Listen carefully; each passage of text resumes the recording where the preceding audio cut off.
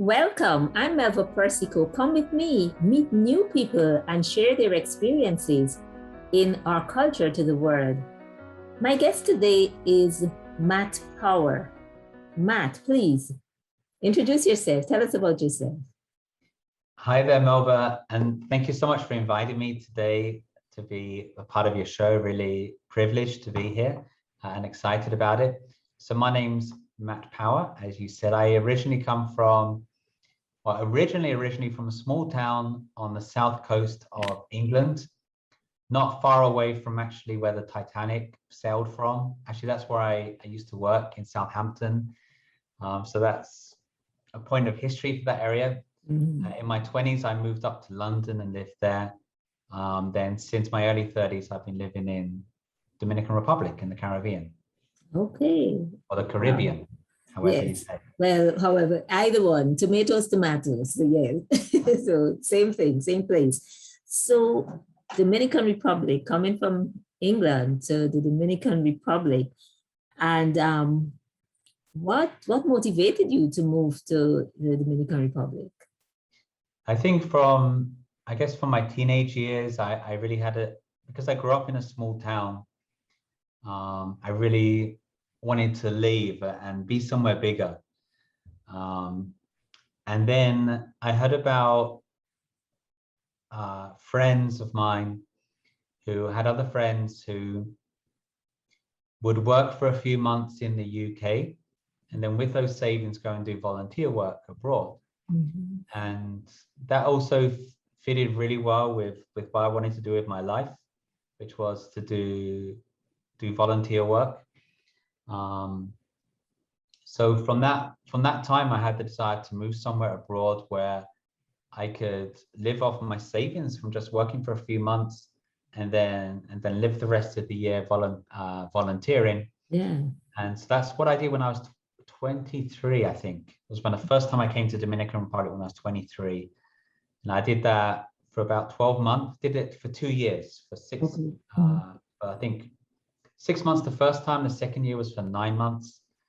Then I went to live in London, and I tried to rearrange things so that I could move back here. And in 2009, I moved back here on a more permanent basis. Okay, yes.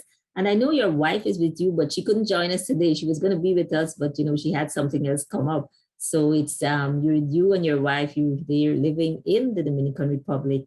And I know that the way I got to know you is through some work that you do online. So maybe if you could share some of that with us before we move on to talk more about how you've experienced living in the DR and the culture and so on. Yeah, so I actually learned to be an English teacher, an ESL teacher back in 2001.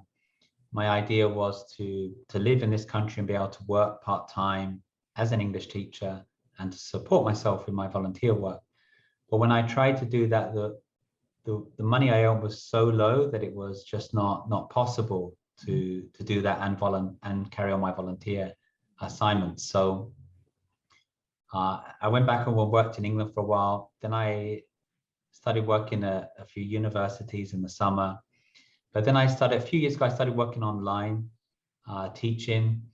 And basically what we're doing now over the last year, all the experience that we've had through our volunteer work, which is also about teaching in local communities, plus my professional work, we now teach other people, train other people through both online courses, live workshops, and coaching that we will be starting soon, how to set up your own business, to be able to live wherever you want and work online, be that with teaching usually, but also with other jobs as well, and to be able to be like an entrepreneur or a teacherpreneur when it comes yes, to teaching. Okay, yes, that's wonderful.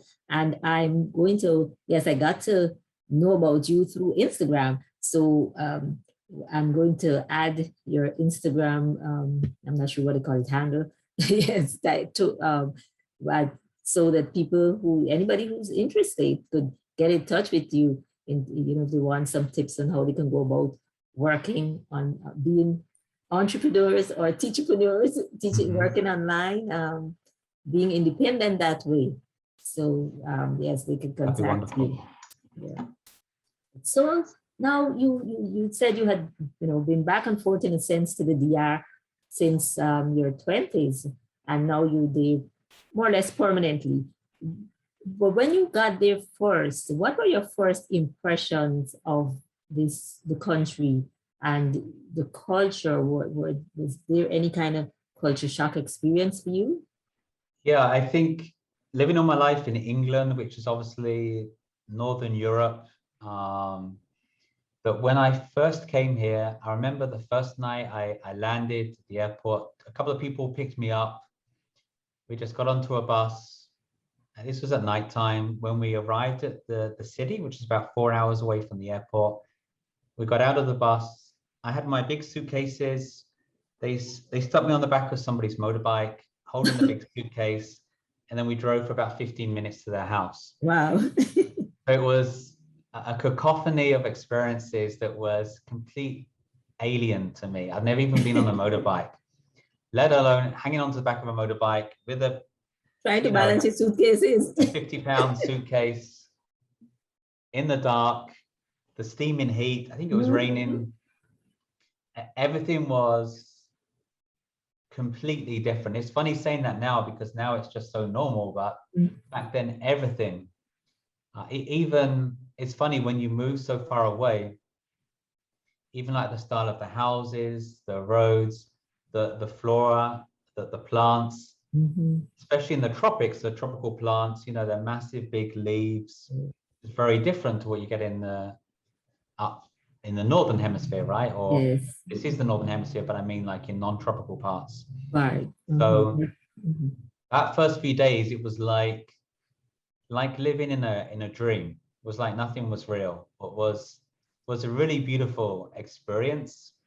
And I really recommend anyone to, if they're hesitant about going somewhere so different, to just do it, because that experience of everything being so different is really amazing.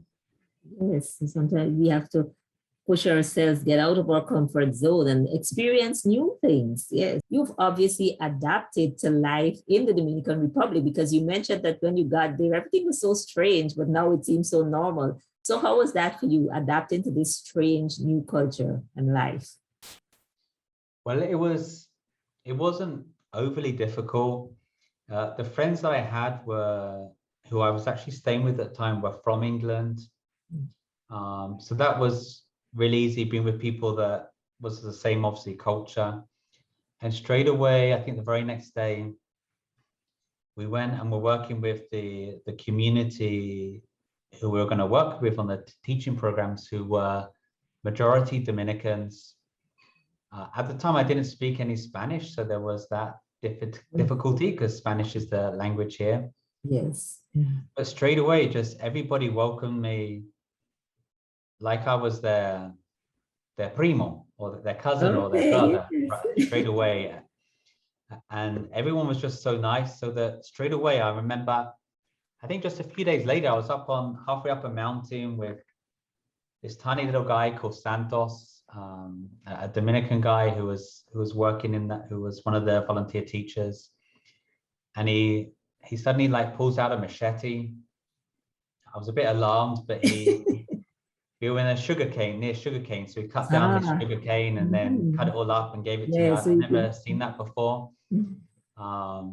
And told me how to eat it. And even eating sugarcane is not easy if you come from England. You don't know what's going on, how to do that. But anyway, so I think just being immersed so quickly and being welcomed so warmly by the local people in that community just made everything, yes, it was all strange and different, but it meant that it didn't take long. Within a few weeks, it was like, they treated me like I said, like their primo. Right. Yeah. Like their brother. So it was very easy to fit in quickly. It was very nice. And that's good. You were embraced, you were welcome. and that helped for you to adapt more quickly and to feel more, comfortable in this new environment. And was there anything that maybe they in the Dominican Republic had heard about people from England that was kind of strange, and when they interacted with you, well, they found, well, this wasn't so? I guess in that community, they also had these two couples who were from Britain, so they knew them. Other than that, there aren't too many links between the UK and Dominican Republic. Most of the links with Dominican Republic are with in Florida or New York or other parts of the United States. Okay. So there wasn't much awareness or knowledge about England, which actually was exactly the same from my viewpoint, because I knew that the words Dominican Republic, that was the only thing I knew. I think I thought it was somewhere like in Southeast Asia. I had no idea anything about Dominican Republic. It's not even back then a popular holiday destination like it might be now. So I knew very little about the country or them, and they knew very little about me or my country. Right. So it was a learning experience on both ends. You were, I'm sure in their interactions with you, they were able to learn something about you and where you were from, and then you now living there, you learned about them and from them. So that was a nice, I'm sure that was a nice interchange. So what do you appreciate most though about the Dominicans and their culture? I think there's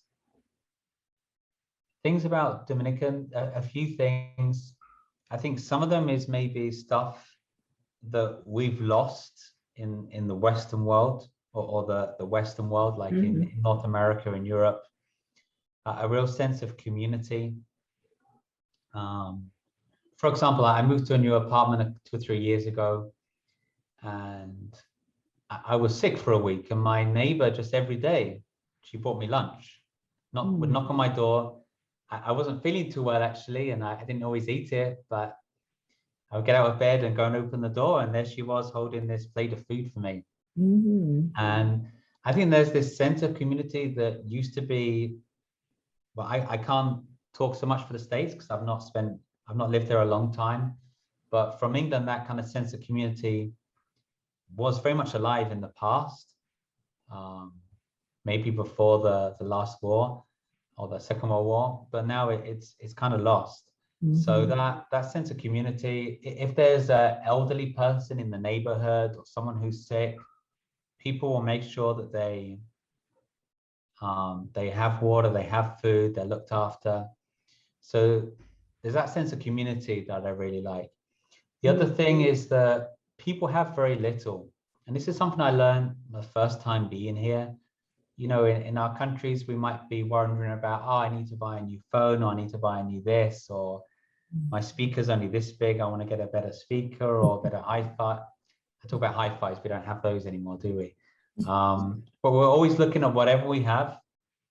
Or, hey, my TV's only 50 inches. I need to get a 70-inch TV. I need to get it's only 4K. I need to get 8K. We're always looking at improving and buying more. Yeah. So one thing I really noticed here, people had next to nothing.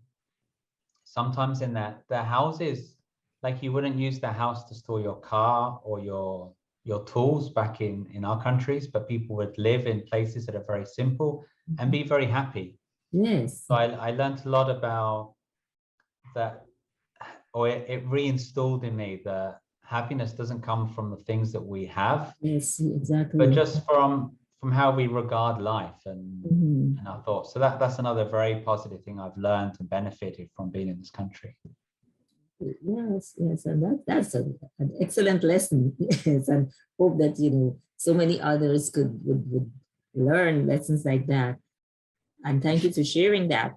So, in addition to that, was there anything else? What you just told us about, the sense of community and being happy and content with what you have. Was there anything, any other aspect of the culture that maybe you would say had the biggest impact on you? Or Yeah, I think, to be honest, I mean, I'm 44 now and I've lived totally in this country for 14 years. Mhm. So that's the majority of my adult life has been in this country. So I think the person that I am is very much because of living here. And if I'd never come here, I'd probably be a different person. So it would be difficult for me to say exactly what has affected me and changed me, because I think so much has. Mhm.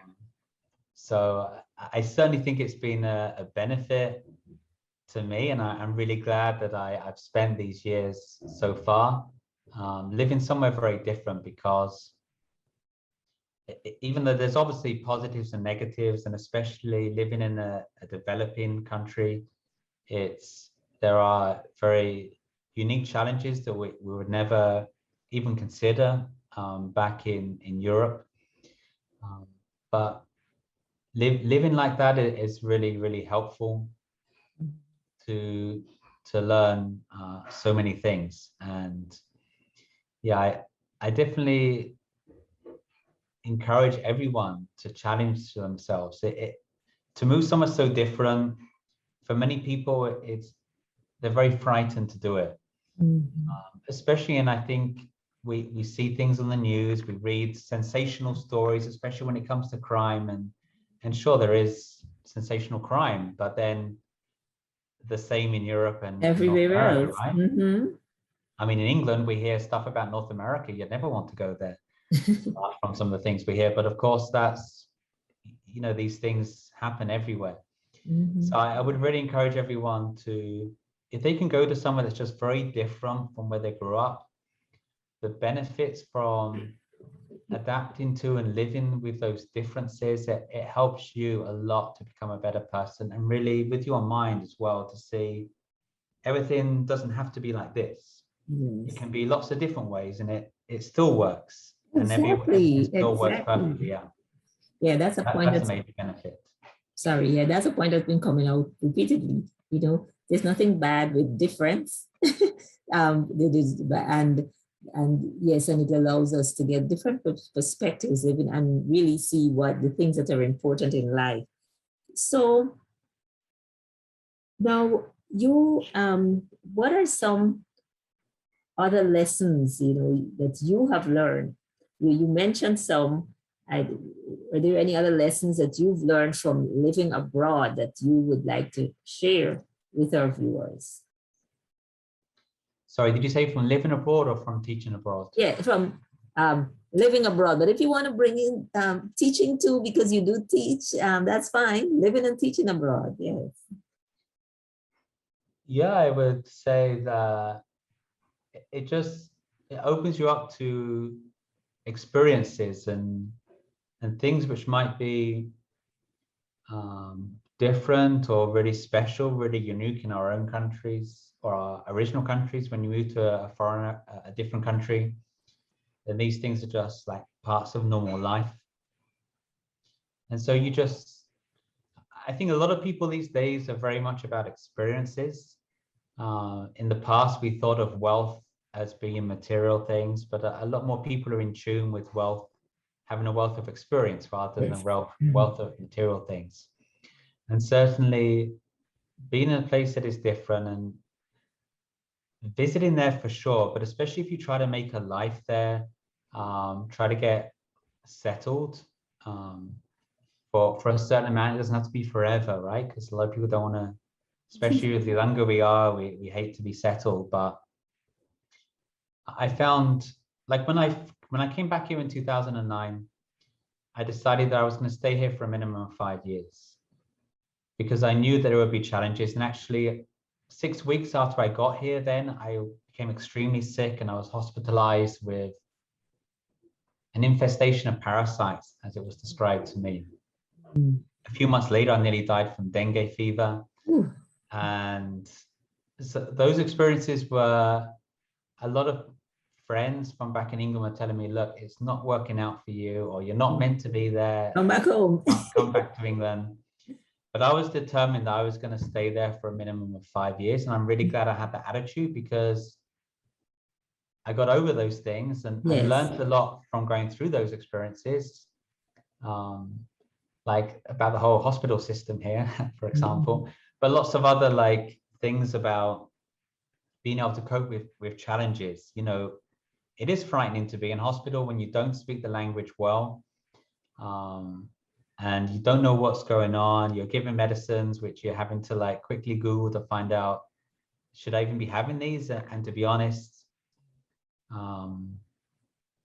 some of the practices or some of the standards maybe of like in hospitals is quite different to what we might be used to. So going through all of that and seeing that you can survive and you're okay, I think all of this is such an advantage for life. Yes, and so that was good. You know, you were able to learn from your experiences and you persevered, and that's so important. You know, you have a goal and you persevered. You didn't allow the challenges to stop you, to let you turn back and just abandon the experience. So that's commendable. So we're going to wrap up now. And I'd like to ask you to share with us, please, Matt, what are your final thoughts on the importance of appreciating other peoples and their culture? And as you think about that and share that with us, maybe I know you teach people from different countries in your online programs, and maybe you might want to mention how, not just in the DR, but as you interact with people from different places in your teaching, how that has helped you, and how, as you share with us the importance of appreciating other cultures. Yeah, I think when I look back, and it's interesting you asking me in that way, because it's actually making me realize, really how privileged I've been in my life to have been involved with different cultures, both in living abroad and also teaching English as a foreign language has meant all the time I've been teaching other people. From back in England, I would work at colleges that have primarily West African or French African people, other colleges that had Asian people, other colleges that have mostly like Spanish and Italians.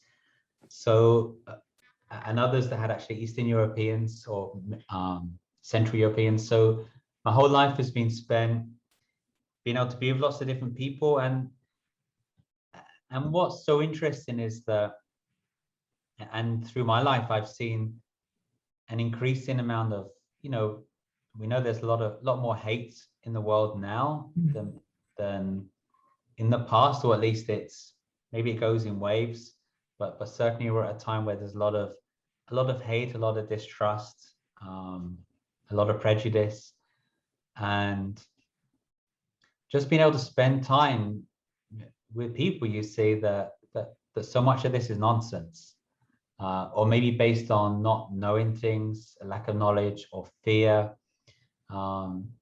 So the more you can spend time with people from other cultures, I think it just helps you understand the whole planet, right? Yes. Or the whole world, that all of us are just people, and we all do things a little bit differently. We all look a bit different, but we're all just people. We all, was it in Shakespeare? Shylock said in Merchant of Venice, like, if you prick me, do I not bleed? I always think about like we're all the same, basically. We're all the same. So yes. That has been a wonderful privilege to have had that in my life. And I have to say that I'm talking about from my viewpoint, but to be accepted the same way, very openly, by people from all over the world, both from visiting places and from my teaching work.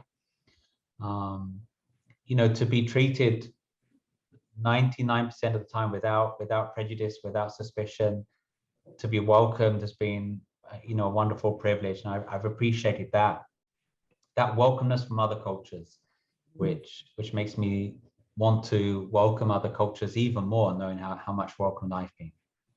Yes, thank you so much, and that's a wonderful lesson.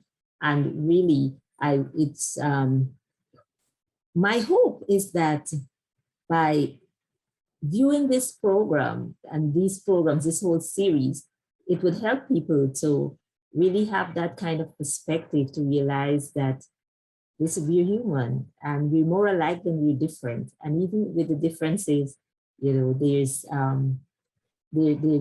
not a negative necessarily. And we should be more open and accepting of others and their culture. And so thank you so much for sharing with us, Matt, today. I really enjoyed talking with you. And maybe some other time we'll be able to have Hannah with us. And, I know you said you're from England, she's from Finland. And that would be interesting to hear, her experiences as well.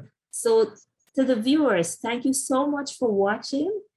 And I'll see you soon as we meet new people and share their experiences in our next program of Our Culture to the World. Bye now.